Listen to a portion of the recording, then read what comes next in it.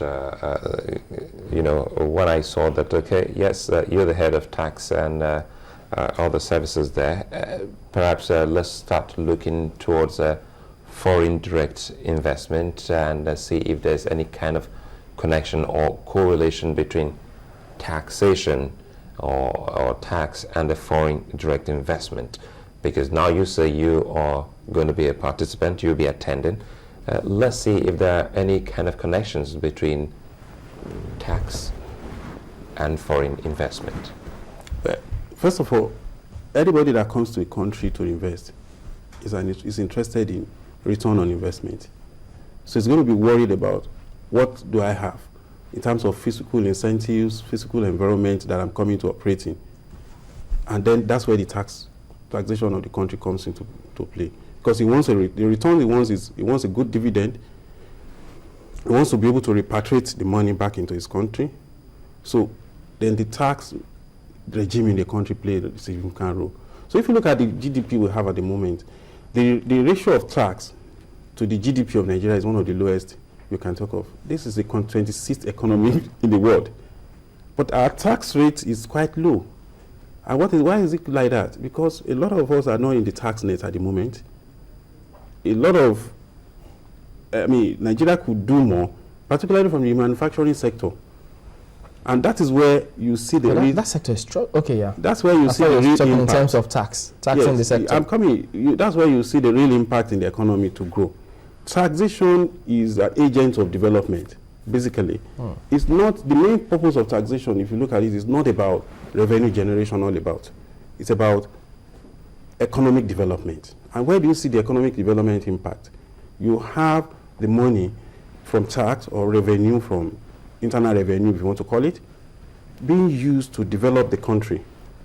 That's the purpose. And that's why you find that some countries... But that's where we have a challenge. Yes, upcoming. Some countries, and even if you look at Lagos State as an example, some of the projects you see taxpayers, something. It's a way of telling you that if you're active participant in the process of taxation in the country, you have a privilege to ask questions from the government.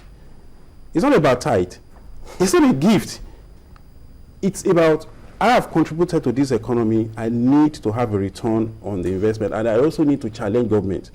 Now, what we can do is to look at it to say, yes, how does tax now have an impact? It's not going to work on its own. We also need to work on three things within this country and have a balance between the policy trust, the law, and the administration. So foreign investors... and once we have those three things, foreign investors will definitely have trust in the economy. And with that trust comes some kind of participation from them in the way that they bring more money to your country. Is that what you're trying to say? They will bring in more money. They are already bringing, if you look at the rate of foreign direct investment in the last 1 year, Nigeria has about 10% of the entire foreign direct investment in the whole of Africa. That shows that a lot of more people are showing interest. Okay. Sorry to cut you there, because you also mentioned something that has to do with our tax culture here. Perhaps we should also see if this also affects those who come to invest in the country. We're talking about tax administration of the country. What are the seeming problems there, especially with those foreign investors? Well, foreign investors don't have much problem in terms of coming to Nigeria because they are coming from a jurisdiction where they realize that they pay tax. So they already have the culture. They already have a culture that they have to pay tax. But the question that will come to my mind is, what tax am I supposed to pay? Am I going to pay tax more than what I'm expected to pay if I had invested in another jurisdiction? That's number one. Number two is, I have to do to look at countries where I'm going to invest. If I invest in Nigeria or another country, would I have a lower tax? And that's a rational businessman. As a rational businessman, you don't want to put your money where you're going to just pay the whole money to the government. But they have a culture that they have to pay tax. That's basic from almost. And they'll tell you they want a transparent environment where they know that the tax they are paying is actually what they should pay. So it's not about them not wanting to pay. It's about us creating an environment that will make it happen for them. You've spoken about one of the edges we bring to the game in terms of attracting investor confidence. One of them is taxation, our low tax regime, which of course we're also looking to up. I mean, considering huge GDP figures. But What other advantages do we bring? I mean, you also admit there that competition is stiff outside. What other advantages does Nigeria bring to the table in terms of attracting these investors? Now, look at us today. I mean, I'll still go back to the GDP position. We have a young population. And the GDP figure is showing about most of the population of Nigeria today are capable of being employed. 20, 30, 40.